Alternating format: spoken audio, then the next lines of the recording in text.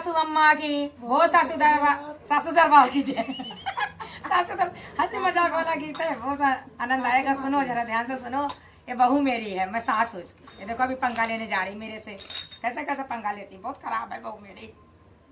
मैं इसको पसंद करके लाई फिर भी मेरी बात नहीं मानती। मेरी पसंद की बहू है, ये भी बहू मेरी पसंद का, लेकिन मेरे को नहीं समझती कुछ भी। ये भी बहू है, ये भी नहीं समझती मेरे को। ये मेरी बहन, ये भी नहीं समझती मेरे, कोई मेरे को समझता नहीं है कुछ भी। इन्हीं सब का दावा हर जगह पे है। ये करो सासू अम्मा की। ऐसे चिल्लाते रहो कोई नहीं समझे।